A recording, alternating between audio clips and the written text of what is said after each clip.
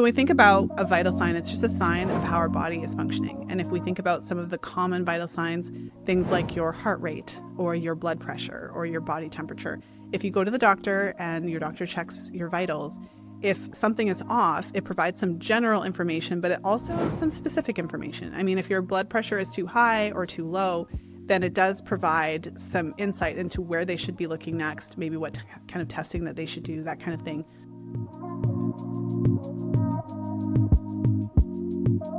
Hello, my dears, and welcome back to another episode of the Nutrient Dense podcast. I am so honored and excited to have today's guest on, and today we have Lisa Hendrickson-Jack, and she is a certified fertility awareness educator. I honestly think you were the first person that I ever learned FAM from, and like even the concept of FAM. And she's a holistic reproductive health practitioner who trains women's health practitioners to use their menstrual cycle as a vital sign in their practices. She is the founder of the Fertility Awareness Mastery Mentorship Program. She is the author of 3 best-selling books, The Fifth Vital Sign, the Fertility Awareness Mastery Charting Workbook, and her most recent book, Real Food for Fertility, which she co-authored with Lily Nichols, RDN.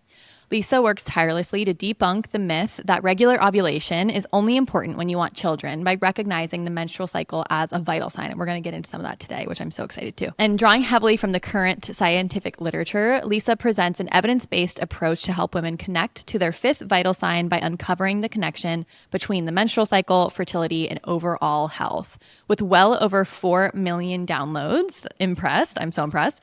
Her podcast, Fertility Friday, is the #1 source for information about fertility awareness and menstrual cycle health. Welcome to the show. Thank you for having me.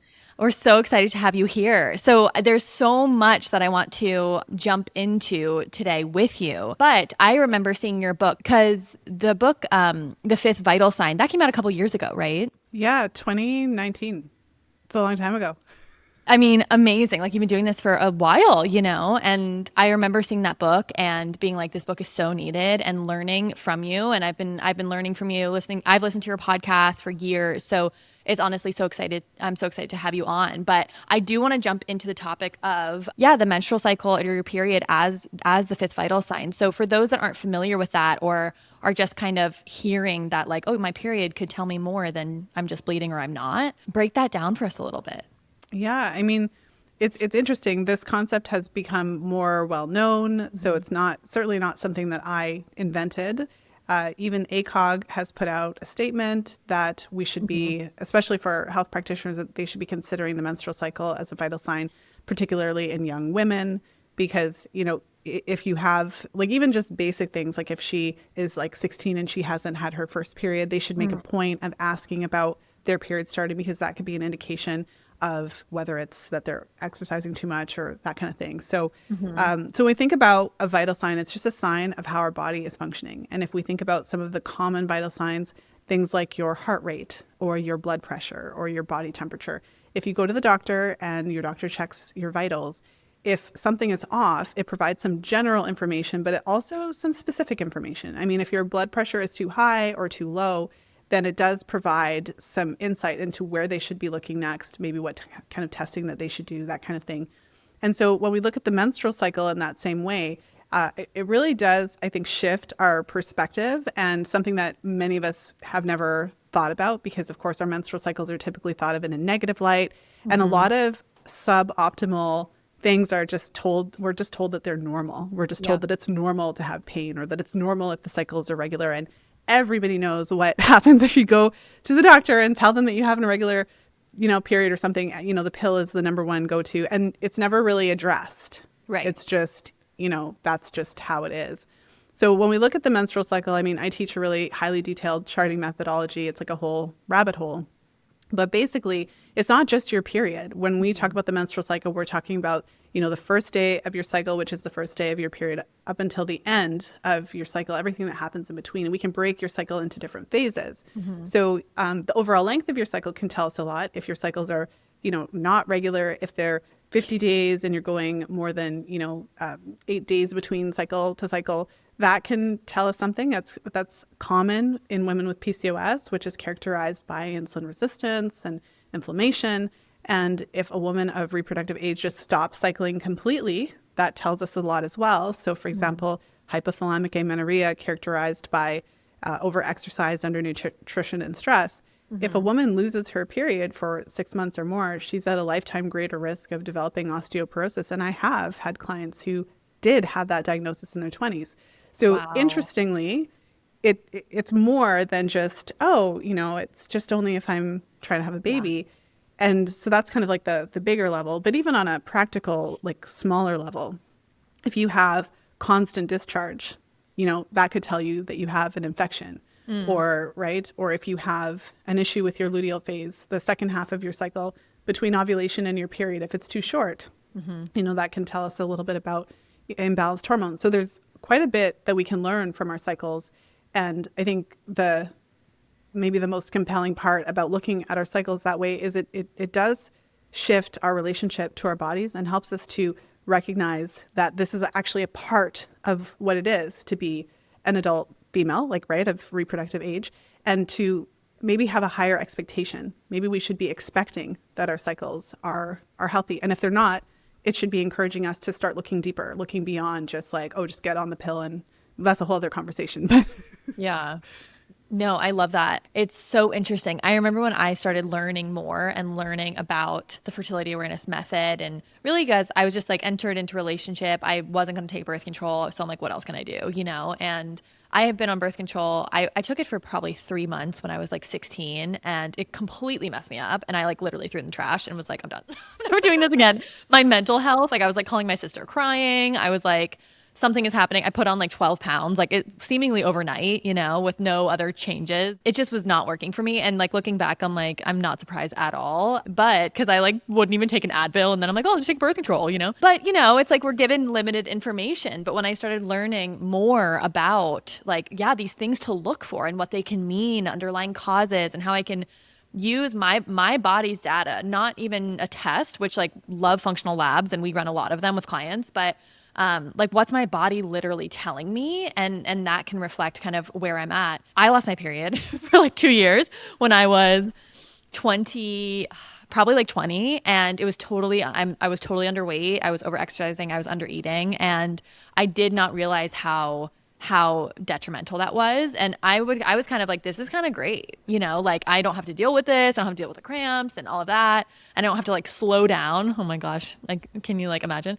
I'm I can just keep running. I'm that's going to help, making it all worse, But for me, I really was I didn't take it seriously, and I was kind of that's honestly great when really my body was screaming out for help. So I think it's so very cool. And I have another episode on the podcast for everyone listening where I break down the phases of the cycle. So I want to get into a lot of other questions with you. So if anyone wants to learn more, you're not familiar with menstrual phase, follicular phase, luteal, what's kind of going on there, check out that episode, because I want to ask you more high level questions. With that being said, luteal phase is really that last phase before we menstruate, which would then be kind of the beginning and kicking off that new cycle.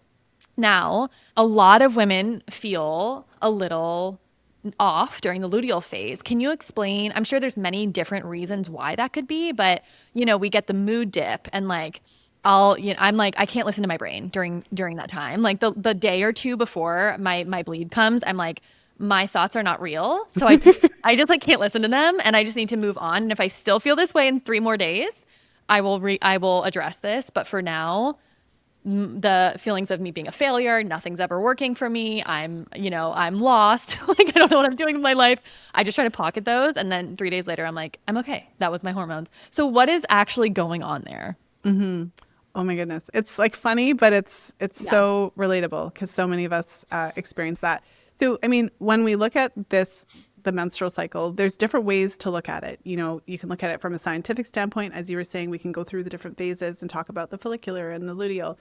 And in the 5th vital sign, I shared some this concept of the menstrual cycle, the seasons of the year. That two of my favorite women, Shani Hugo Wurlitzer and Alexandra Pope, they wrote about this in their book Wild Power, and I quoted them in there. And it's a really, I think, basically what I want to get at is there's kind of 2 levels.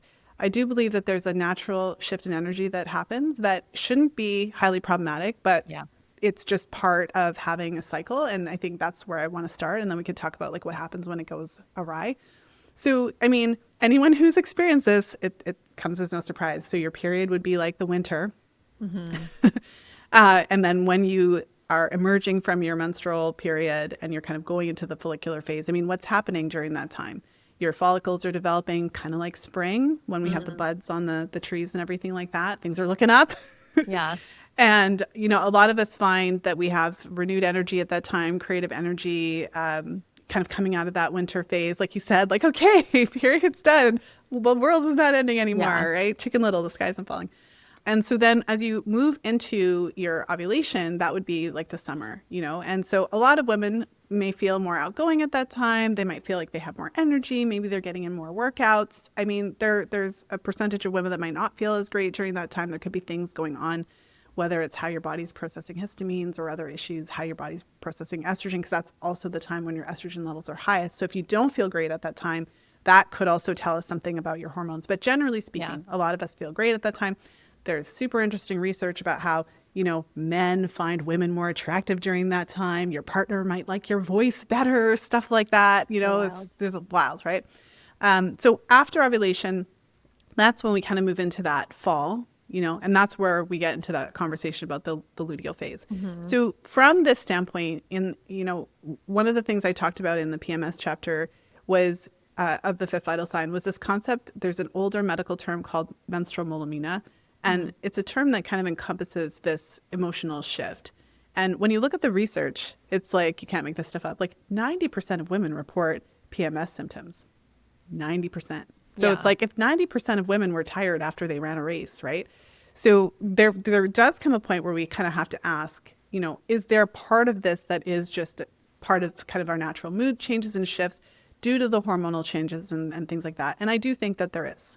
But I think that it's important when we go back to the idea that the menstrual cycle is a vital sign, we should be able to draw a line in the sand and say, okay, so what part of this is just the natural emotional shift? So if you're feeling just a change in mood, a little bit of a change in energy, maybe you just, you know, like maybe you like to do more of your kind of parties, get together with friends. And then when you're around that time, you prefer to maybe sit at home and read a book. Like, I feel like that's totally understandable. Yeah. But if you're at the point where you're bawling all the time and you're like freaking out and you're, you know, locking your partner out of the house, you know, that's, you know, so jokes aside, though, obviously there's a point at which this becomes problematic and disruptive in your life. And so what's going on there? It's so interesting when you look at PMS and PMDD research. This is something that was coming up in my programs. What was having because I recently released an episode where I went through this paper, and it was looking at some of the differences in women with PMDD versus without. And some of the researchers conclude that there's, you know, we're not really sure why this is going on. And they don't necessarily think that it's hormonal, which I find interesting. Yeah. Which I'll come back to. But generally speaking, what we see is that, you know, when we have those moderate to severe signs of PMS, it is associated with imbalanced hormones. It is associated with low progesterone. And I think the terms are thrown around so much. I'm sure you can appreciate, right? Yeah. So, you know, if we think about what the menstrual cycle is supposed to be, like an ideal cycle, average about 29 days, we would have about half the cycle where we're exposed to estrogen and about half the cycle where we're exposed to progesterone primarily. We still produce significant estrogen during the luteal phase, but we would be producing more progesterone. And in an ideal situation, the second half of the cycle between ovulation and your period, the luteal phase is about 12 to 14 days. That would be ideal.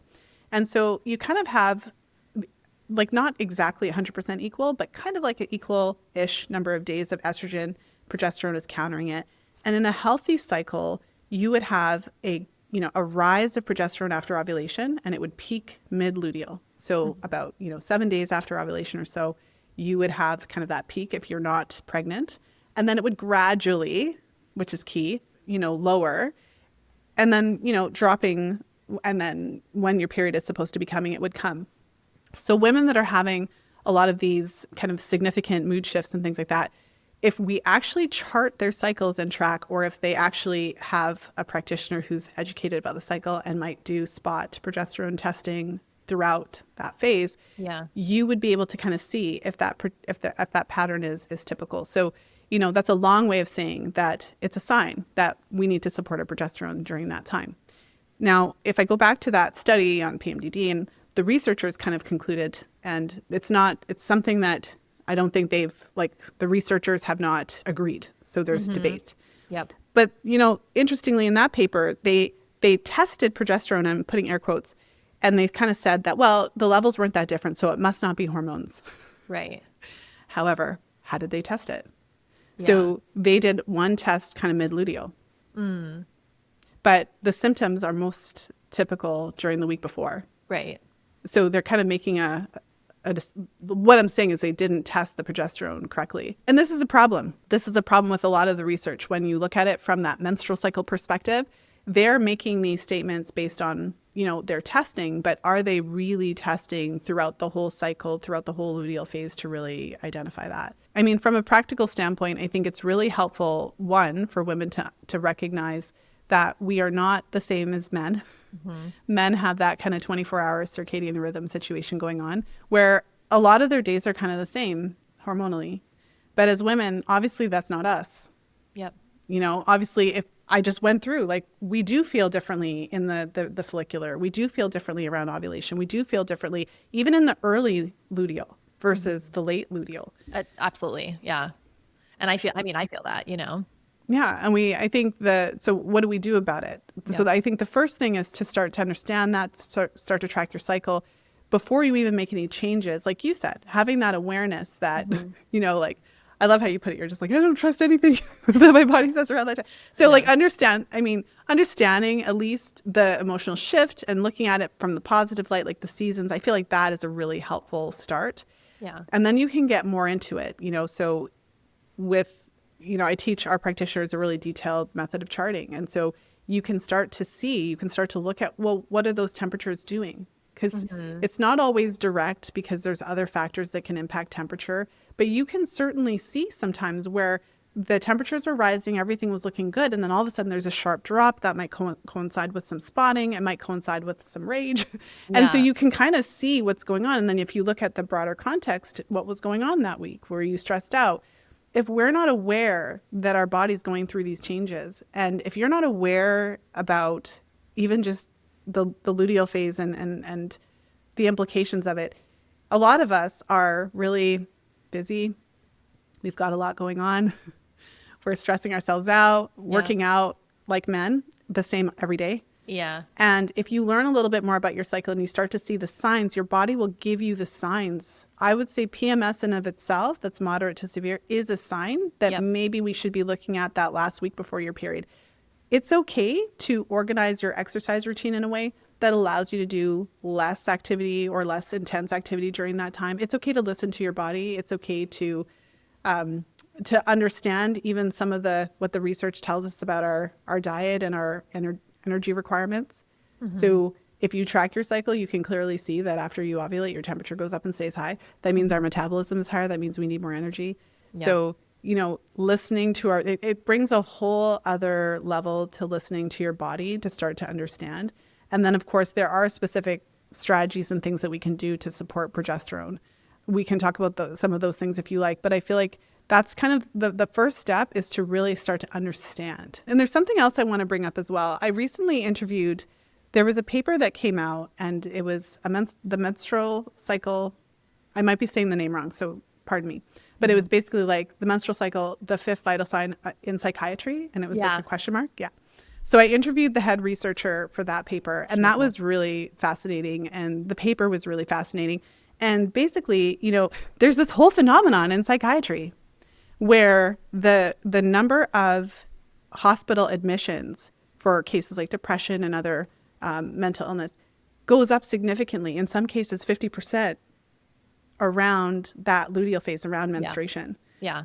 And in that interview, we were talking about this paper, and she was talking about what she's found. And I mean, she's not at the point of detailed cycle tracking and all of that kind of stuff. She's just at the point of I think that psychiatrists should start asking women about their periods. Yeah. So they can identify, because so many women, and it makes perfect sense. If I don't have a mental illness that we've identified, and I tend to see changes in my mood before my period, Right. Wouldn't it make logical sense, Yeah. right? That we should be asking women that do have psychiatric conditions to see if there's a correlation. And one of the things that she said was similar to one of the things that you said, because she said with her patients, even if they're dealing with really significant psychological challenges, if they know this whole thing about the cycle and they've identified that the symptoms can worsen, that can help them cope. It can help them plan. It can help them, you know, maybe they plan to be around certain family members or not to be around certain family members, or they can kind of like cope, because when those feelings come up, instead of feeling like they're totally out of control, they can kind of recognize this cyclicity. Yes. And I mean, I would take that a step further and say, okay, so is there anything we can do to support her body to be able to produce those hormones so that the hormonal shift is less abrupt for her? Yes, absolutely. And it's so clear if you're just like a woman that has female friends. You know what I mean? Like it's so clear. Like I will get, I mean, I hate to put my sister on blast here, but I'll get a text from her when she's like deep luteal and she's just like, oh my gosh, I'm freaking out. This isn't working, blah, blah, blah. And it's that. And I'm like, girl, it's your period. It's your hormones. Your hormones are plummeting. If this is still an issue in 3 days, if you're still feeling this low in 3 days, like we will make a game plan for you. But other than that, like it's very, very likely gonna pass. And it does help me. I don't experience that like kind of like dip, that big mood dip every time. It's probably, you know, and I try to kind of keep an eye on that too, right? It's like, when is that more severe? Is it after many months of a lot of stress or whatever it might be?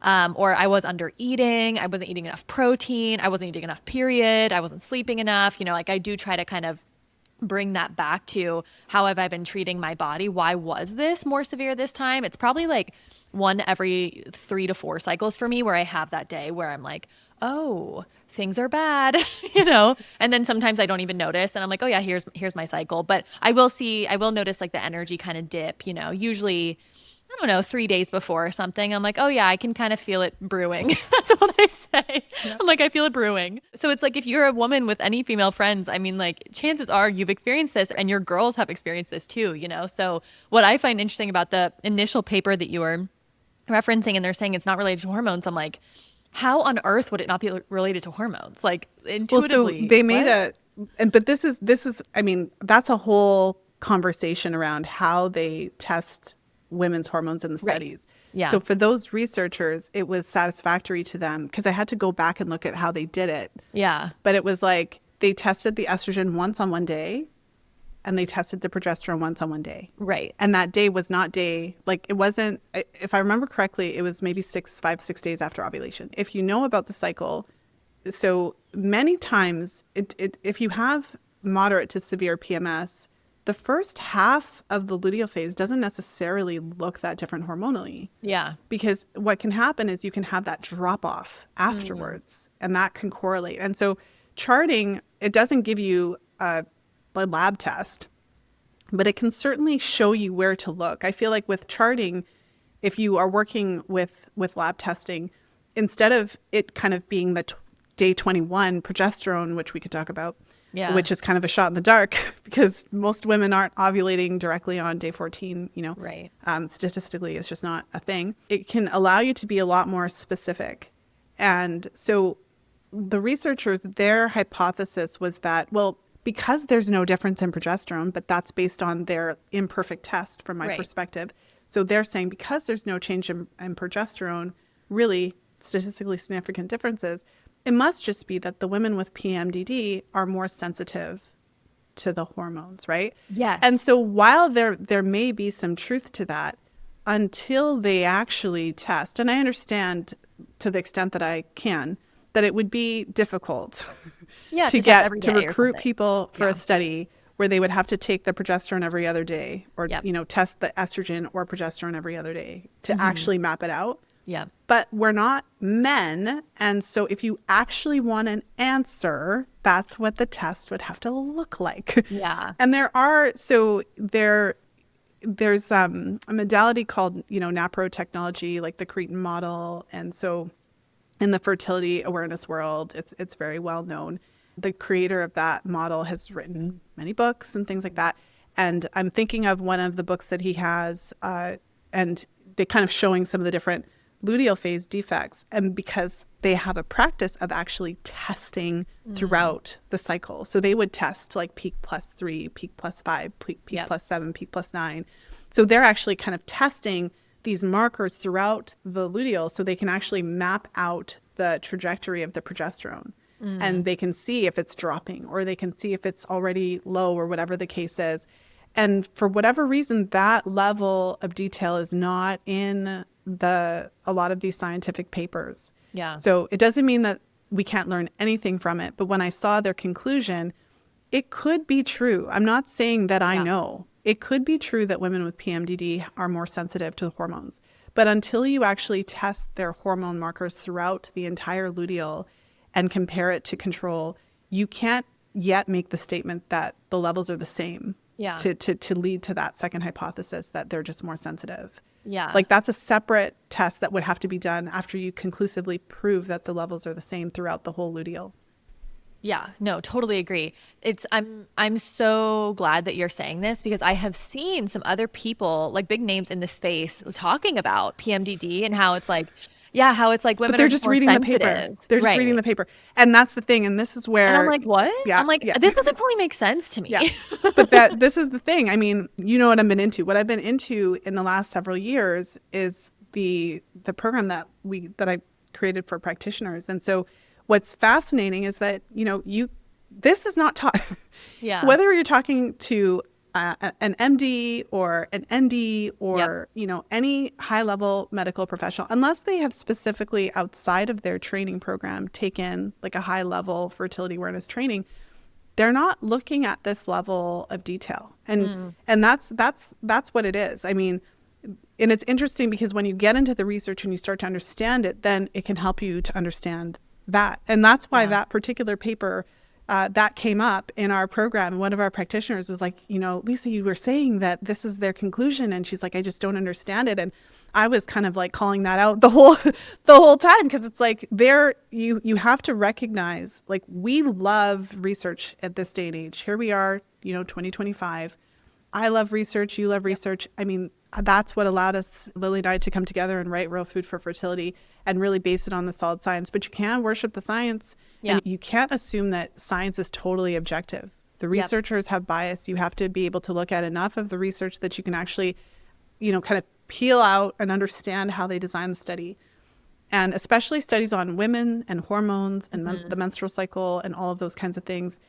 If you don't understand, like, how the cycle works, right, then you may not be able to identify and again, it doesn't mean I have the exact answer, but what I do have is many, many years of working with women in the context of charting their cycles in a highly detailed way.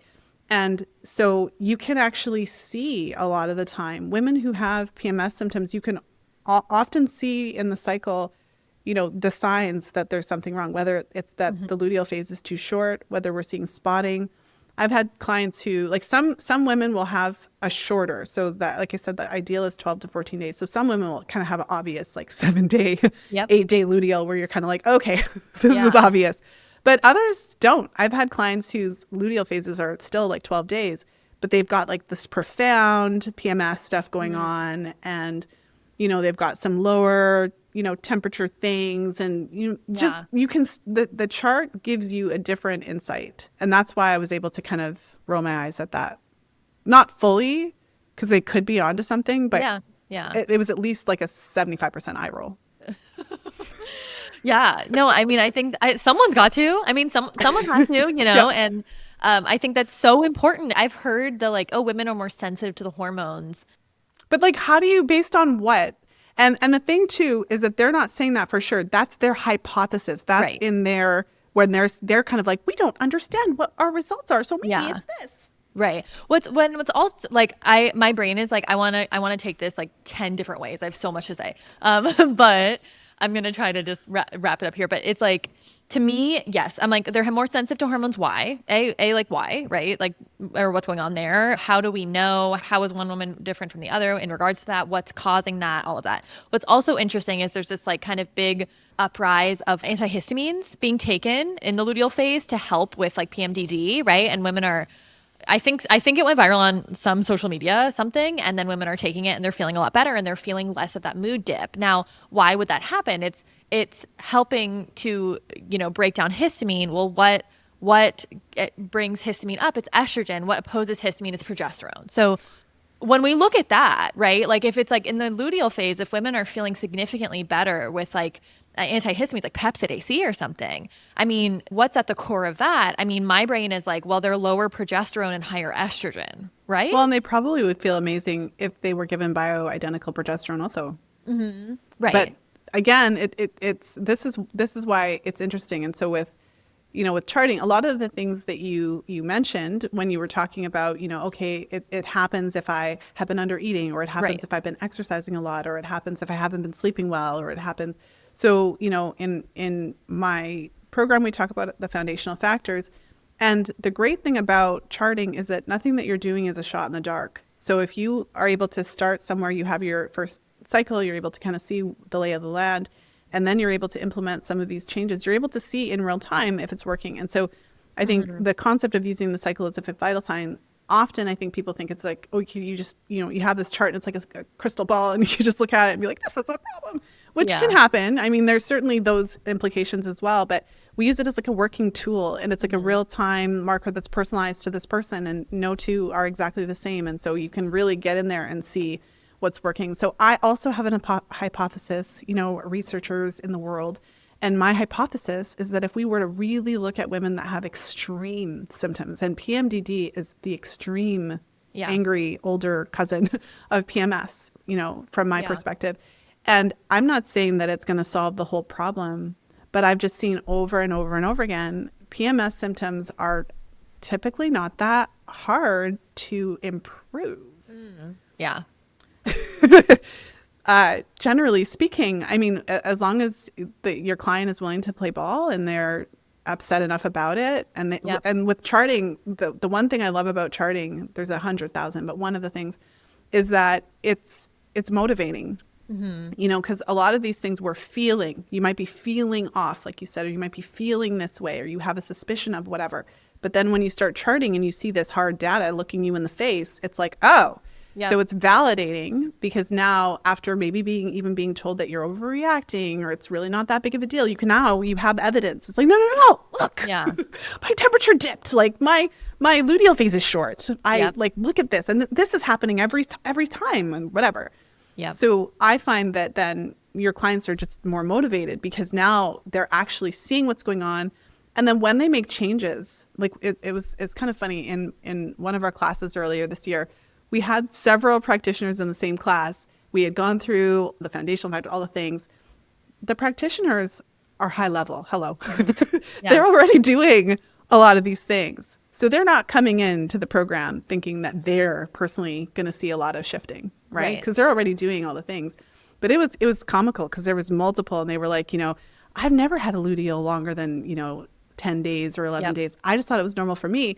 And then I was like, about to do a pregnancy test on day 14 of my luteal when it finally came, right? Yeah. So there's just a lot of room for having this really personalized approach, and having that inherent motivation, and like, oh my goodness, like I didn't even know this was possible. We are big fans of eating enough protein over here on Team Han.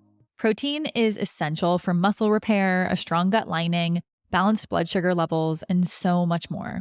For most of our clients, we like recommending around 100 grams of protein per day to start, and adding in a good quality protein powder can be super helpful for hitting those numbers. It's an easy add-in. You can throw it into a smoothie or even add it to oatmeal. Choosing the right protein powder can feel so overwhelming. Half of them are full of fillers and crap ingredients, and the other half, honestly, just taste bad. Equip Protein is one of my go-to recommendations for our clients, and one of my personal favorites. We love it because it only has a small handful of ingredients. It's 100% carefully sourced, real foods, no additives, allergens, chemicals, fillers, or other junk. It's gluten-free, and it contains 21 grams of protein per serving. Equip's Prime Protein also offers a complete amino acid profile. It's also independently tested to make sure that the protein powder is free of harmful amounts of heavy metals, and toxins like glyphosate, which is honestly super hard to find. Equip Prime Protein is a grass-fed beef protein. So it is animal-based, but it's dairy-free, unlike whey or casein protein powders. Grass-fed beef protein is packed with collagen, gelatin, and micronutrients that your body needs. We also see that it's typically much better tolerated in our clients with chronic gut and digestive issues over something like a plant-based protein powder. In addition, some of their flavors do contain natural flavors, but they're distilled vapors from natural and organic compounds or fruits like vanilla, coconut, and strawberry, and are processed without any chemicals, fillers, binders, or artificial ingredients, which once again is incredibly hard to find. Personally, I buy both the chocolate and the vanilla flavors of the Equip Prime Protein, but honestly, they have like so many other incredible flavors out now. If you're interested in trying out Equip Prime Protein, you can use the code Hannah Aylward HHC at checkout for 15% off, and we'll pop that code in the show notes of this episode for you as well. So once again, you can go to equipfoods.com, choose the flavor of protein powder that you want, and then use code Hannah Aylward HHC for 15% off. It's very cool. I think it's a beautiful way for women to get to know their bodies more. And when I was learning Feminishly, I was like, I did feel inspired. I'm like, should we bring this into the program? So I have we help primarily gut issues. However, like if you're going to work in gut issues and digestive issues, you have to understand hormones, progesterone, estrogen, thyroid, cortisol, all the things, and many things. And we've helped like quite a few women successfully get pregnant after not being able to, and when I say we work with gut health, like, yes, we work with like bloating and constipation and all of that. But also, I mean, if you really want to support someone, it's like blood sugar, it's liver detoxification, it's mineral support, it's opening drainage pathways, it's all of these things, right? And through that, we see, I don't think it's just the gut. I think it's through all of that where women are getting pregnant, right? And after 3 years of not being able to or whatever. And I always say that like lightly, like that's not a promise to every woman. It's obviously very nuanced and intricate and bio-individual, but it's been, very cool to see. But I've thought like, should we bring in charting into even like my signature gut repairing program? Because it gives us insight into, the health of your menstrual cycle is important for us to understand. But also, I'm constantly asking clients, do you feel worse at ovulation or do you feel better? If you feel worse, you probably have histamine stuff going on, right? Like, how's your luteal phase? What's the length of your cycle overall? Is it consistent? It's like pulling this data also helps clue if your doctor's well educated in this specifically, could help them help you. But it's very cool to have this data on your own body. And once you learn how to do it, it's also like free and like it becomes a lot easier to kind of like keep up with and understand versus always going in for like a Dutch test or always going in for that kind of stuff. It's like your body's telling you so much just right now if you're paying attention. Well, and I feel like it also, for practitioners, you can have a certain protocol that works for anyone who's worked with a lot of clients knows, like the protocol never works for 100% of people. No. Yeah. Oh, so, I wish. Right? Never does. Whatever it is. But you can have we all have certain preconceived notions. We all have certain things. And I found that the cycle has been a very interesting instructor for me because I might have my own preconceived notions about this and that, but then you're working with somebody. For one person, this thing might be amazing and you see the shift right away, and another person it doesn't. So it allows you to, have this personalized aspect of it. And you can't really get caught up with what you think should be working. You kind of have to look at what's actually working and what's not working and really be that investigator to keep at it until you figure out the problem. Yeah, that's beautiful. So you mentioned a lot like a shorter luteal phase, and for anyone that's not familiar, like why does that matter? Why is that important? And if someone is having a shorter luteal phase, I'm always looking to see if my luteal phase is over 10 days. And because it's been shorter. At times in my life it's been shorter, right? And I run stressed, and my go-to is to work too much, skip sleep, be too stressed, undereat. Like that's like, if I have a pattern, that's it, So then that impacts my cycle. It impacts everything, my energy, cortisol, whatever. So I'm always kind of looking like, where's my luteal phase at? Am I ovulating? That's also important. Why is that important? So, but for anyone that's like, okay, luteal phase, I knew what that is, but why does it need to be this long, or why should it be this long? What's that telling us in the body? And then if it is shorter, like what are some actionable things that women can start to do? Mm-hmm. Well, great question. I think from a practical standpoint, we just spent a whole lot of time talking about PMS symptoms. So if your luteal phase is really short, you're probably not going to feel as great because it's a sign that your progesterone is not optimal. Yep. And so just to kind of briefly go back to this idea of testing, you may have had a progesterone test or done a Dutch test, and it might have shown that it was fine. I did. So yeah. But Yep. here's the thing. This goes back to, so I'm like reiterating, but just to kind of put it out there. So if the luteal phase is supposed to be 12 to 14 days, the reason why it's supposed to be about that long is because when you ovulate, the follicle in the ovary releases the egg. And what remains is what we call the corpus luteum. And if we were to look inside your body at your ovary, we would see this kind of yellow scar looking thing. And that's what we call the corpus luteum. So the corpus luteum has a bit of a lifespan. And so the length of your luteal phases is reflecting the lifespan of that corpus luteum. And the corpus luteum is what is releasing that progesterone. So I think this is why we have to have a better understanding of how the female body works, because if you have a spot test of progesterone mid-luteal, that's normal, but your luteal phase is 10 days. If we think of what an optimal healthy cycle should look like, and the average is about 29 days.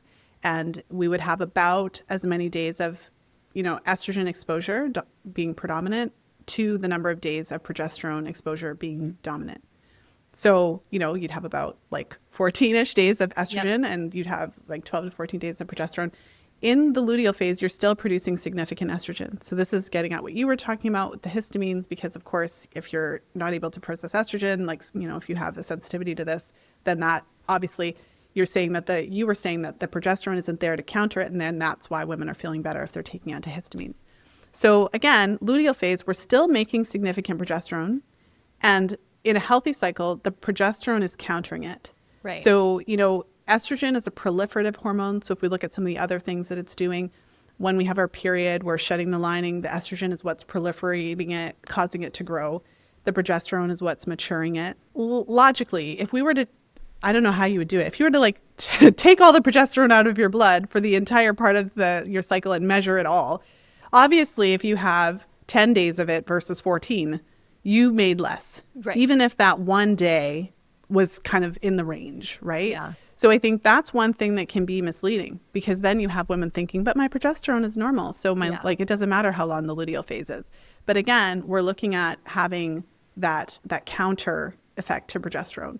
So I think that is important to understand from a practical standpoint. Then if your luteal phase is too short and your progesterone is dropping, there are other implications. There's a lot of research around the role of estrogen and progesterone in bone development.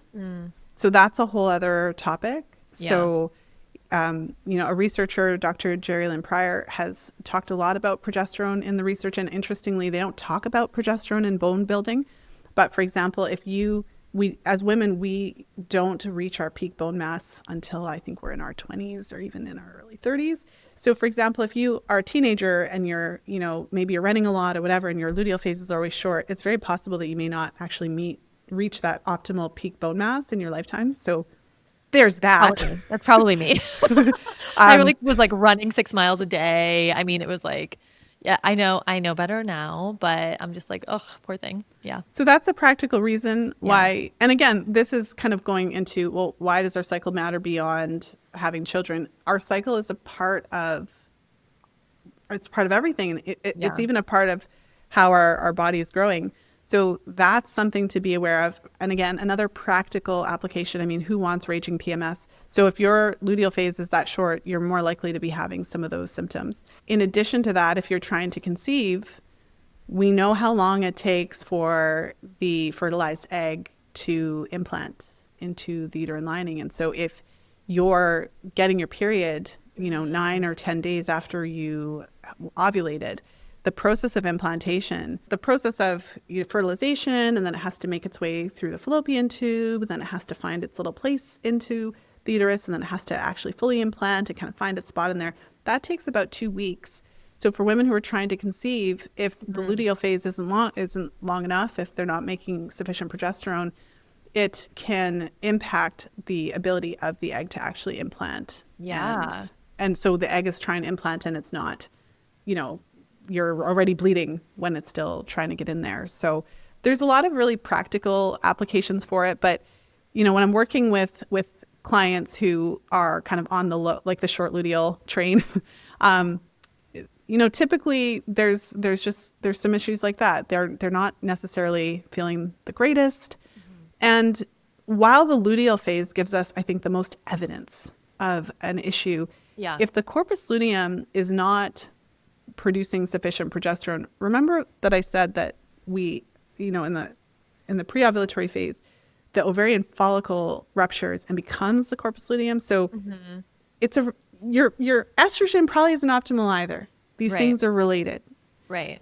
And, think about how many women are concerned about hormonal imbalances, how many women aren't feeling well. Yeah. You're going to feel better when your body is able to produce sufficient hormones. Progesterone, it does a lot in the body, even just feeling more relaxed, sleeping better. What I hear from women who are on the, working out a lot, this is very common. This is so many of the women that I've worked with over the years. Working out a lot, not necessarily eating enough, short luteal phase. When they start to rectify those things, when they start to, learn about the role of protein, eat sufficient protein, make sure they're getting healthy fats, make sure that they're actually taking time to recover, looking at their activity level, kind of figuring that all out. And when they start to do other things to support progesterone production, interestingly, magnesium, B vitamins, even vitamin C, there's lots of research showing that these nutrients support progesterone production. But again, if you're trying to take all the supplements without changing your exercise or dietary habits, you're going to have limited success. But what do they tell me? Once they've actually started to do these things and implement, they're sleeping better. They have better energy, right? They're feeling better. And then the luteal phase does lengthen. But it's not this thing that you magically do once. So I feel like what you've been sharing is really that concept, the true concept of using the menstrual cycle as a vital sign. My goal is never perfection because I think that's silly and it's stressful. So you can think of your menstrual cycle as like a teacher and a friend. And that can be difficult because if you've had bad periods, if you've had problematic cycles, you might think it's your enemy. But those cycles are trying to get your attention. Your ovaries they can't text you, right? This is the other alternative. And so what happens over the years, the more you track your cycle, like for myself, it's over 2 decades here, it helps you. So I always say that by tracking my cycle, I never am able to go off the rails. If I have that one cycle where I am super busy working a lot, if I ate too many sweets or whatever it is for me, then it keeps me on track because you get that, your period comes or you have that one kind of like, ooh, that PMS wasn't great. And it keeps you on track. And the more you listen and the more you're in a conversation that's not just a one-sided, like symptoms, I'm not doing anything, but symptoms, okay, I'm listening and I'm going to make some changes or whatever. I feel like that's what helps us. That's what helps us to navigate. It helps us to learn our limits. It helps us to know what actually works for us. It helps us because it cuts through the stuff. You've probably had it with clients or had the experience with clients. I didn't want to say had it. That's not what I meant. But had the experience with clients where you might be trying to get them to eat more. Or you're trying to get them to do something, right? Like, but they're resisting. They're like, no, I've never eaten this much in my life. Like, this is enough. So for me, what I love about the cycle is that we don't have to have that conversation. Because it doesn't matter what I say. What matters is what's going on in the cycle. It's either the luteal phase is 8 days or it's not. Right. Yeah. So the conversation around like, I'm eating enough, it's like, well, you feel like you are, but your body's obviously needing more. Yeah. And it gives you outside of yourself. And I don't have to do a lot of convincing. I really don't. That's great. Because we will try to do a lot of convincing. Yeah. No convincing. Just with like, I think we've seen 1 to 2 women like ever come in eating enough, and like, honestly, and it's been, it's been 1,000 plus Same here. clients, and I even ask my team too, like sometimes on our meetings, I'm like, you guys are really eating all this? And like, they're like, yeah. I'm like, good job, you guys. Like, I am like, it's a struggle for me personally too. So I get it. The cycle cuts through it. So this is why I think it's an incredible tool for practitioners to learn more about and to be able to use in a systematic, structured way, because I don't spend my sessions convincing people of anything. We just look at the chart and then it says, a picture's worth 1,000 words. That's what does so for example, in the example that I gave with our practitioners who had the longer luteal phase, I didn't tell them to go and like do all this stuff. Like I teach the protocols. I Yeah. teach the things. We go through their charts. We talk about it. I ask questions and things like that. But my methodology is not a pushy, you have to do this and that and whatever. And especially, I have a lot of respect for our practitioners. I know they have a lot of knowledge. So Yeah. they don't Yeah. even need me to tell them. Totally. You know what I'm saying? But like, we look at it and then I say things like 10, like, so I feel like as human beings, we have this tendency to think that we're different. So if we were, this is a bad example, but if we were like in a zoo and we were looking at the typical, you know, gestation periods of elephants and lions, it's not like we'd be like, well, this is Leo or this is Leah, the lion, Yeah. and she has a different gestational period than all the other. No, we get it, like, right? But with Right. human beings, it's like, oh, but no, my luteal phase, Right. right? Yeah. So I just say things like, well, this is what is normal, and I Yeah. encourage us to start to get outside of that, and then the client is the one looking at their cycle, like, oh, This is off. And And the- this explains a lot. right? Yeah. And then you kind of talk about the factors that are involved in sorting that out. And then they kind of feel called out potentially on the Yep. inside because they're like, oh, Yeah. And it's always a good reminder Yeah. because the body will also, I mean, it's so resilient. Like I will push my body to its edge, you know, and as I've gotten older, I'm like, I can't do this anymore. And like, nor do I want to. Like, I start to feel like so sad for my body. And I'm like, I don't like this when I don't sleep enough or when I don't want to do this to myself, basically, is what comes through. Like, this is not good for me. And I don't want to treat my body like this. But yeah, it's just like, there's so much for us to like learn from all of this and pull from this. I just want to recap what you were saying when it comes to shorter luteal phases and making them longer. Biggest things I heard you say, like action steps for people were, I mean, eating enough, right? Eating enough fat, eating enough protein, eating enough carbohydrates as well. And enough, what is enough? We can do some calculations. I say on average, what, right? Once again, for women, aiming for 100 grams protein per day is a good starting point. Fat at every meal, fiber at every meal. Fiber is a carb, but just kind of balancing blood sugar is going to be a key piece. And I have episodes on that for anyone that's interested. And then magnesium, B vitamins, vitamin C were some things that you specified there. Is there anything else that you would want to add in there when it comes to potentially elongating the luteal phase? yeah, I think definitely I'm with you with protein. And that is the same range that we recommend. I usually say minimum of 80 to 100. So we're right Yep. there. And then for women who are active though, so I would have just the comment that it's a whole topic, but there's a few things I think that are important to know.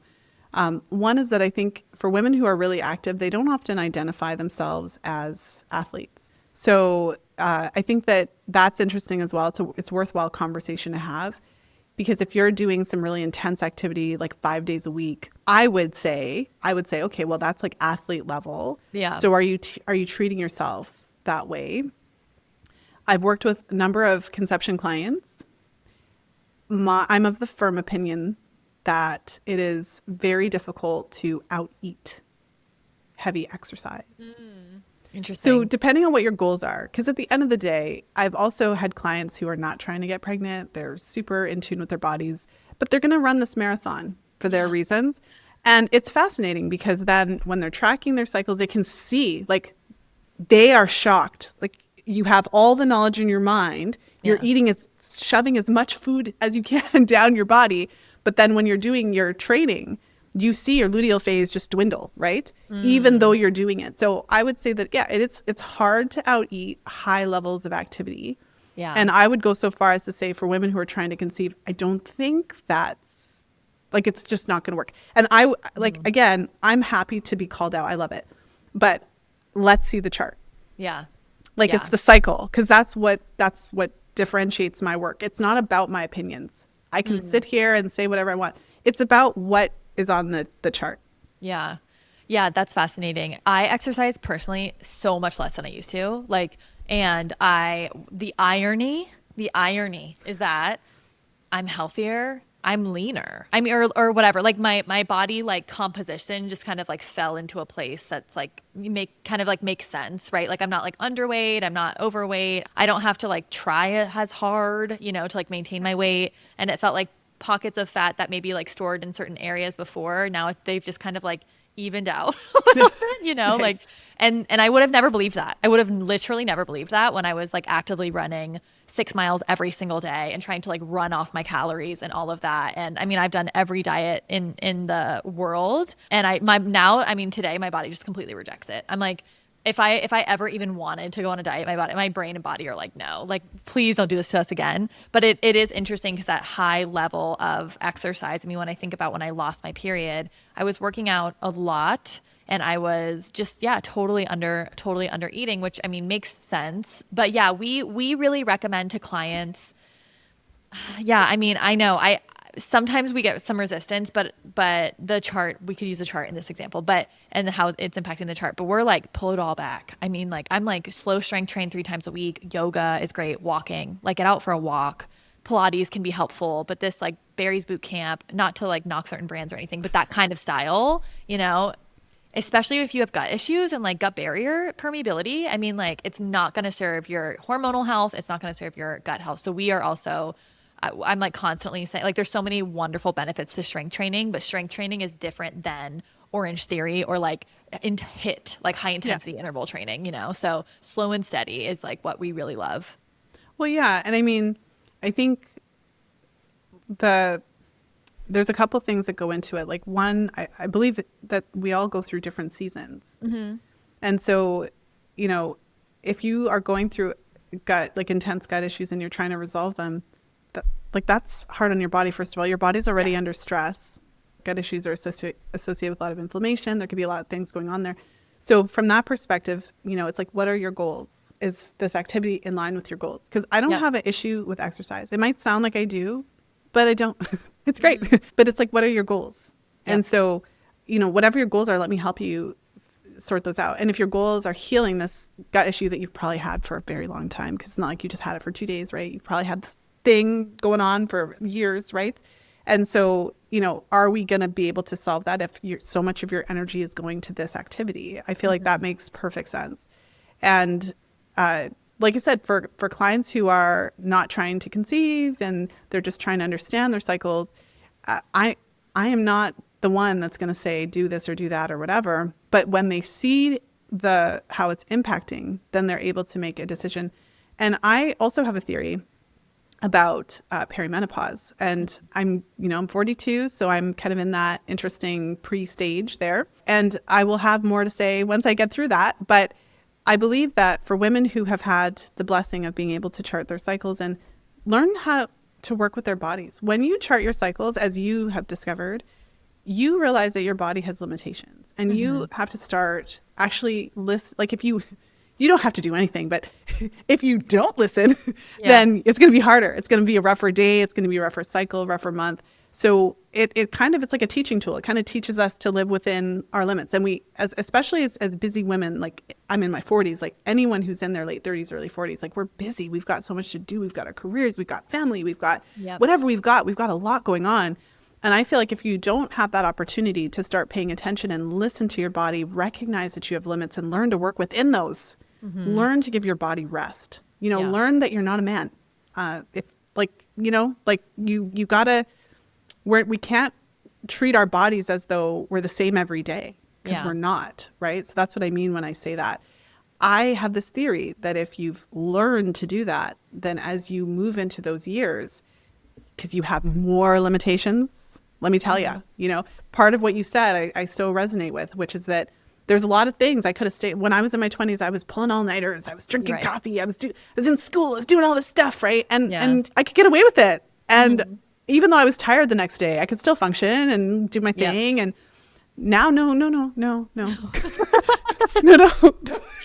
There's no functioning the next day after that now.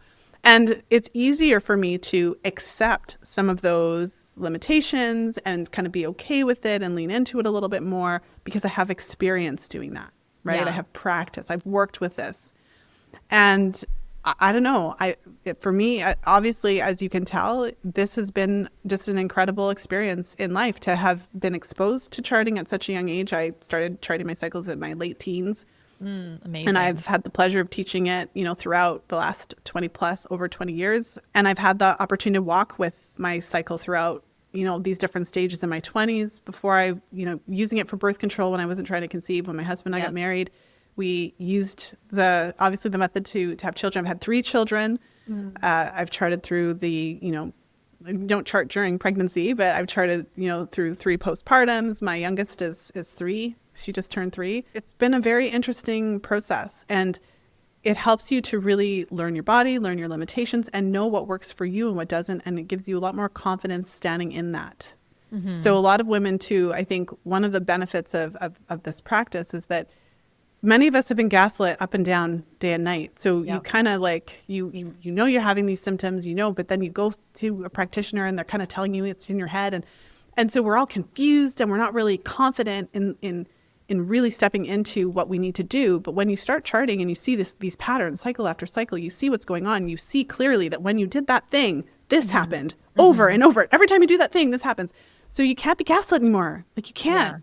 You trust in yourself, and it gives you a different level of confidence, and it encourages you when you don't get the answers you want, when someone isn't listening to you. I feel like it does give you a little bit more courage and assertiveness to be like, okay, I'm going to find someone who's going to listen to me because it's ridiculous. Yeah. Whereas before you might have just taken it. Totally. Yeah. Which is so important. I mean, I think everyone listening to this has probably had that experience, right? Yeah. Of like being told like, no, like you're just anxious, or you're just this, or you're just stressed. It couldn't possibly be related to diet. Can you stop with the Dr. Google, please? I know. I mean, shout out my sister again. I remember her going to see this OB, and honestly, like I will say at least this OBGYN was honest, because my sister was like, what can I do diet, like nutrition wise, supplementation wise, to support like healthy ovulation or potentially like this pain or whatever she was dealing with? And the doctor was just like, I don't know anything about that. And I'm like, honestly, at least you're being truthful. I would keep that doctor. Yeah. Because like, she's just like, you know what? Like, that's not what I know. And she can help with other things. And to me, that's beautiful. But my sister got back from the appointment. She's just like, can you believe it? And I'm like, yes. Well, and like, what a blessing to have the one that actually acknowledged, because you've probably interviewed doctors. I've interviewed doctors. They get like not very much nutrition training, right? Like, basically none. Yeah. Yeah, no, totally. There are like so many things that I want to ask you, but I want to just make sure too, because the whole cycle is so important. Our menstrual phase is important. Our ovulation is obviously important. The luteal phase clues us into what's going on. I mean, everything at the follicular phase, like they all have their like areas of importance in what's going on in the body. But I'm glad we talked about shorter luteal phases. For anyone that isn't ovulating, that wants to make sure they are ovulating to help support healthy ovulation, what I understand to be true is those same things that help elongate the luteal phase will help with ovulation, right? So eating enough, resting enough, toning down exercise, magnesium, B vitamins, vitamin C, possibly omega, like anything to do with cures inflammation, maybe doing some of that deeper gut work. Is that all true? Well, yeah. I mean, I think with what you said about the luteal phase, it really does help us to clue in, because it's one of the phases that's just very sensitive. It's a phase to watch. It's kind of like the little watchdog. But what happens there is a reflection of what was happening in the earliest half of the cycle as well. So absolutely, like you can't just improve your luteal phase only. Yep. When you do these things, it's going to improve ovulation as well. And I mean, it's helpful to know sun exposure, sufficient vitamin D. There's so much research on fertility, ovulation, even sperm production, and vitamin D. So being aware of some of the other factors as well. But the foundation is the foundation. You will not have a healthy cycle if you don't eat enough food. Yep. I know. I'll feel it immediately. I'll see it immediately. Yep. Like if I have a rougher period, my first questions are, how was my stress? And then like under eating's a stressor, right? So that's kind of a bigger umbrella, but whether that's emotional, work stress, whatever it might be. And then I'm just like, have I been eating enough? Like that's like the first question that I ask myself. And usually if my period is more symptomatic, the answer is no. I've worked through lunch, I've had a light breakfast or something like that, has been going on pretty consistently, or I had a couple days where I underate, and then I'm feeling that in my period. I swear that is like directly, like my alcohol consumption and under eating are like the two biggest things that I feel in my cycle pretty immediately. Yeah. I mean, there's lots of other factors, especially when I'm working with clients that have luteal phase issues or progesterone issues or those PMS issues. I like to look at the caffeine. I get it. No one likes to look at the caffeine. I totally understand. And there's a lot of people out there that, militantly support caffeination because they love it. And I get that. Again, the great thing about what I do is that it's not about what I say. If I'm full of it, you're going to see that nothing happens in the cycle. Yeah. So that's the great thing. I'm not attached. Yeah. I'm just like, let's see the data. And so I don't go around taking away everyone's coffee. Again, I did a really interesting interview with one of our practitioners, and she was like, Lisa, she's like, you're right about the coffee. And I gave it, but then I was like, but I didn't tell you to stop drinking coffee. She's like, I know. I know. Like, we had just talked about it, you know? And, but then she decided to do her own experiment, which I love. Call me out. Like, prove me wrong. I love it. Yeah. I'm up for the challenge, right?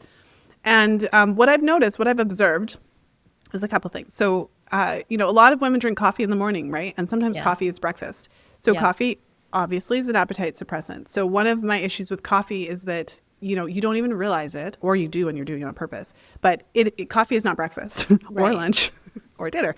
And so when you are eating a lot of coffee and you have this issue with you're drinking a lot of coffee and you're having this issue with the luteal phase, you're not necessarily like, is it the coffee specifically that's having an effect on the hormones, or is it the coffee that's suppressing the appetite and then you're not eating enough and then da-da?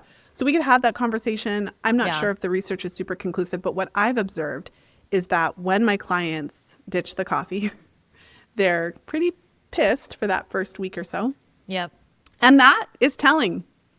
That in and of itself is telling. Because if you stopped eating grapes for 7 days, nothing happens. Yeah. So obviously the coffee is doing something, right? Yeah. Okay. So they're upset. They are not, maybe they have a bad sleep. Maybe they feel tired, whatever. But after that first week of like hating me, then the second week, they say all this other stuff. They're like, I was sleeping so much better. My sleep was so much more soundly. Yeah. I'm eating more. And then also, so I'm coming for you also lovingly. It's like, well, I drink my coffee with my breakfast, so it's not a problem for me. Yeah. Well, but then at lunchtime, you're likely not eating as much because it's still an appetite suppressant. So regardless of how we're playing this game, I'm just calmly saying that it's a thing.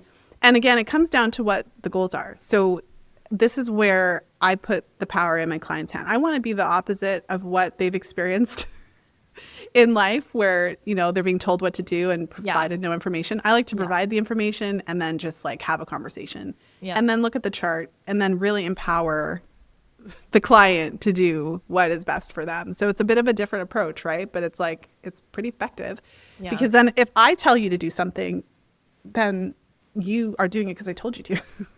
But if I provide you the information and you decided to test it and you kind of think I'm full of it, but then you see the changes, then you're like, oh. And that is where the lasting change comes. And it's not because big bad Lisa, I'm not bad or big, but it's not because I told you to. It's because you tried it and then you decided what was going to work for you. And again, so this is, you can tell where my passion lies. And it's about putting the power back in the woman's hands so that she can actually have a different experience where she can learn about herself. She can look at the research. She can, but objectively try the thing and see in her cycle if it's working. Yes. And once again, there's like so many things that I want to say just about that, but I think it's so important for women to feel empowered in their bodies and to understand that their bodies are communicating to them. And yes, sometimes bodies do weird things, but for the most part, like there's patterns and there's consistencies that you can pick up on, and it's not to create this hypervigilance of like, oh my gosh, this is making this happen and this is doing this. It's like, but it's getting to know your body, which we're not taught. We're never instructed. It's like this separation between like mind and body for most of us when it's like, oh, we just look at the data or we just do this or like then you just cut carbs. I don't know. It's so disconnected. Well, yes, it's like, I'm just going to do this math. So if I just eat this much, whatever, and then I'm going to put it into the chat GPT and then I'm going to make that, I'm going to weigh the food. And then if I eat this much, I'm going to but it's gaming the system and like your body is not, your body's not involved in that, whatever that was. Totally. And the other thing that I want to say is that like sometimes for me, if anyone's listening to this and they're kind of like having some come to Jesus moments, which I am personally, it's like I have to like trick my brain into like doing it as like an experiment. So I'm like, okay, what if I just tried this for a month? What if I just tried this for 2 weeks, 3 weeks versus like, I'm never going to drink coffee again. It's like, that's too overwhelming. And my body's like, reject, So instead I'm like, okay, cool. And I say this to clients too, and I'll say it to my girlfriends and everyone. I'm like, just for the next month, try to eat enough protein. Like this is your focus. If you're going to change one thing, work on this, maybe it's like reducing caffeine and eating enough protein. Like just tweak those two things and see how it makes you feel. And sometimes it's helpful to think of it as like, I'm going to do this for 7 days. I'm going to do this for 14 days. I'm going to do this for a month versus like, I'm going to do this for the rest of my life, because that can be overwhelming. Well, that doesn't mean like you can never, like, again, I'm not an extreme human being. Like I reserve coffee for special occasions. I personally am very sensitive to coffee. And so if I drink it for several days in a row, I will get a headache after. Again, going back to the grape example, I don't get that when I eat grapes. But yeah, like I don't think it's necessary. It's not about, I can't stress enough, it's not about perfection, but it's about being part of that conversation. So your body has been giving you all these symptoms all these years. But now you are actually responding. So instead of it being a one-way conversation, now it's a two-way. And it is a process that takes time. These lifestyle changes and things, they're easy to say on a podcast. Like, oh, just stop doing this. No, just do that. No. But it's like, it's not easy. We have busy lives. We've got all these things going on. So it's more of like a practice. It's more of getting to know your body and what it really needs. Not what the person, because one of the things that I talk about sometimes with clients is that we live in a really interesting time. Like you could follow people who are like fruitarian. I know. And like you could have your whole feed with people who only eat fruit.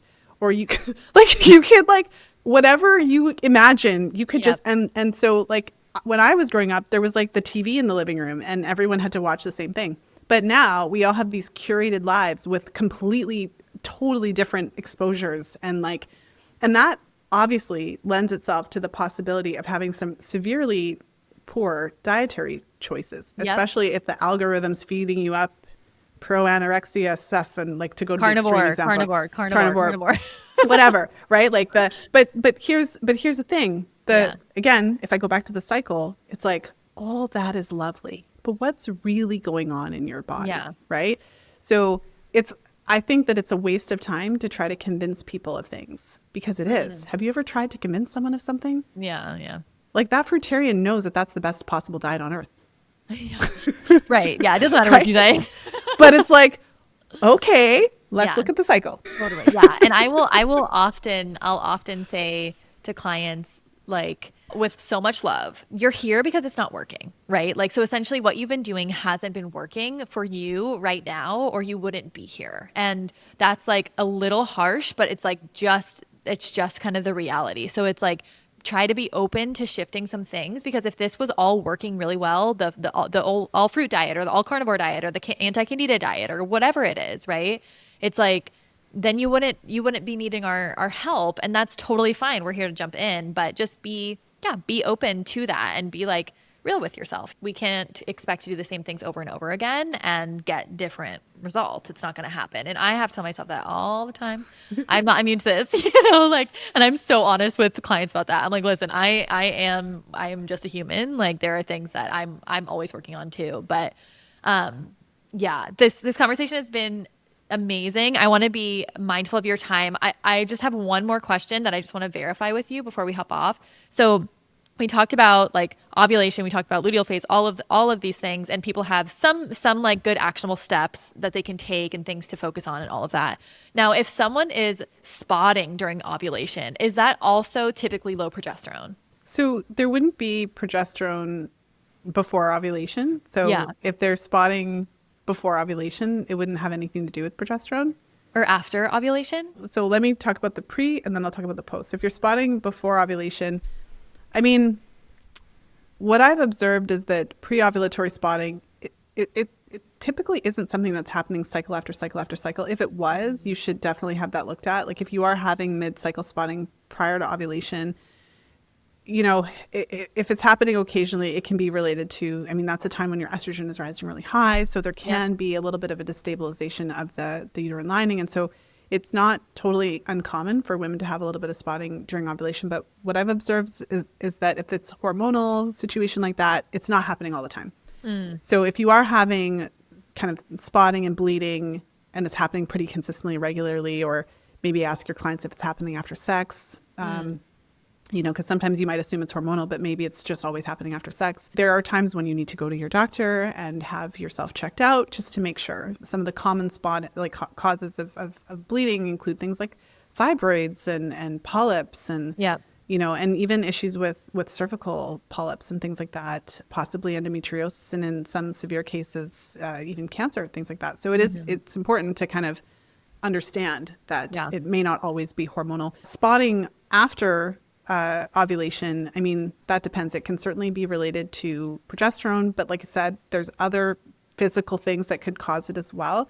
Yeah. So charting is helpful because you can start to see if there's a pattern, if it's happening at a certain time, if the spotting is always happening before your period, that can, that's often related to hormones and things like that. But anytime there's consistent bleeding between periods and it's happening a lot, we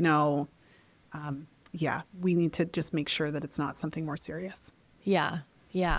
I know. And endometriosis is kind of tricky. It usually takes people like a long time before they are diagnosed or can kind of find it. But it sounds like, it can be other things too. So that would, for most people, that would look like going to the doctor and then an ultrasound would be the first thing. Yeah. And asking, so I lovingly refer to the trans badge. Ultrasound is like the magic wand, which is not comfortable, right? But that allows them to see more. Okay. So that would potentially be a first step, and then talking with your doctor to see if it's more. And it can we've talked about it, but it can be difficult to get someone to take you seriously. So one of the things that can be helpful is to track. Although unless your doctor's been trained in specific charting, like the way we've been talking about charting, they might not be able to read your menstrual cycle chart. But if you're tracking the frequency, the volume, if the bleeding, then you're going in there saying, I've been tracking this for the last 6 months, and out of my last 6 cycles, I've had this bleeding in 4 cycles, and it was this much, and it was for this many days. Like the more data and specifics you can provide, I feel like then you're more likely to like you're talking their language, so you're more likely to be taken seriously. So I would just kind of recommend that you are tracking and paying attention, and you kind of go in there. And there's all the other things. Bring somebody if going to the doctor makes you nervous. That can be so helpful. Unfortunately, we still live in a time where if you bring a male, I know. So you want to get help. So I'm not saying you have to. Someone's upset. Someone's offended right now. If you don't like that suggestion, take a different one, right? But I'm just saying, like, you want to, you just want to be prepared. I have had. How long do you have? I've had a lot of negative experiences, but I'm very assertive, and I'm pretty confident. And even I've been shaken many times by the things that they say, and come out of the doctor's office crying and stuff like that. So none of us are immune to this. Yeah. Oh yeah. I go in there with my list. I'm like, here's what we're going to do. They love the list. I know. I'm like, I would like to be checked for this and this and this and this and this. And I would like you to do this. And actually I went into an urgent care once. It was like, I got COVID. And then afterwards my body was just doing weird things. And I was like, I want an EKG. I want a D-dimer. I want this. I want this. And the guy was actually like, okay, great. Yeah. And I was like, thanks so much. Sometimes and it then just works out. Yeah. And it was totally fine. So urgent care honestly can be like a little more helpful sometimes because you're just like in and out. But then there's been other situations where they're like, nope. And I'm like, I need you to do this, especially with the UTI. I'm like, I need you to do a swab. The urine sample is not enough per my team that instructed me on that. And then she was trying to tell me that because I had this lingering UTI that nothing could pick up, and she was like, you would have a kidney infection if you had a UTI this long. And I'm like, well, I don't. And also something's going on. And she was just like, what supplements do you take? And she was trying to tell me it was my magnesium. And I was like, girl, let me tell you right now. I've been taking magnesium for about a decade. This is new. Like, this is not it. And I had to push for the swab. And then she was like, oh yeah, you do have this. And I'm like, yeah, okay. Don't even get me started. I could sit here for the next 45 minutes and tell you about all the times that, well, I'll tell you one story that I think it's relevant because I think that I don't know if it's related to why I do what I do now, but anyways, you'll get a kick out of it, maybe. So picture, I think I was probably 15 or so, and I had this like pretty severe pain in my abdomen that I hadn't had before. So I go to my doctor. I lived in a small town. I'm Canadian, so I lived in a small town in Alberta. And I go to the doctor, and the doctor like literally does nothing, like no testing. I swear he just looked at me. I don't know, maybe he palpated my abdomen. I don't know. Yeah. He was like, oh, so yeah, this is your appendix and you're going to have to come back at 4 for surgery. And Oh my gosh. my mom was like, oh. Yeah. So my mom like drove me to the big city because I had a pediatrician in the big city. And you know what the pediatrician told me? I was ovulating. Oh my gosh. I could have legit had my appendix taken out. No. And that was like the first time I was like, oh, and then I have experienced, like I did experience for many, many years that kind of ovulatory pain. Yeah. Now it's not that severe, but I mean, back then I didn't, it was around the time that I had, I hadn't had my period for that long. So Right. Yeah. it was definitely a new sensation that I wasn't sure about. And that particular instance was obviously a bit more profound. So It's so insane. Whenever they want to take out an organ, unless it is like you are in the ER and they're like confirmed we need to remove this, like get 3 opinions. Like just anything. Always get Oh my 3 gosh. opinions. Yeah, I mean honestly, with anything, but like if they want to remove your gallbladder, if they want to remove your appendix, if they want to remove, If we're taking out organs, please get a third second opinion. opinion, a third opinion. Like honestly, I was ovulating. That's just insane. Yeah, I'm sure that's influenced what you do today and why, and we're happy that you do it. Yes. Well, thank you so much for coming on the show. How can people further connect with you if they want to learn more about fertility awareness method, charting, anything, all of the amazing education that you provide? Well, thank you so much for that. So if you enjoyed what we talked about today, I've been podcasting for 11 years, which is absolutely crazy. Yeah. And I'm about to prep the 600th episode. Oh my which gosh. is just like, wow. So if you type Fertility Friday into your favorite podcast player, you'll find me. And the books that we talked about today, of course, the most recent book, Real Food for Fertility, co-authored with Lily Nichols. I mean, I think pretty much everything we talked about is in just obscene detail in that book. So realfoodforfertility.com, you can grab the first chapter for free. And, I mentioned my practitioner program that our fertility awareness mastery mentorship certification. So that's what we've been doing now. I've got some fun resources for practitioners who are super into charting. We have an ebook on advanced chart interpretation. So figuring out all those tricky charts, because a lot of us know a little bit about charting, but then when you start to actually invite your clients to send charts to you, you're just like, this is not what I was prepared for. So fertilityfriday.com/chart, you can get your hands on that. And yeah, Amazing. There's lots of other stuff on the site too. So you can play around and get into the rabbit hole. It's fun. Yeah. Amazing. Yeah. We'll put all of those resources in the show notes below. And is there any last little tip or note of encouragement or anything like that you want to leave with the audience before we hop off?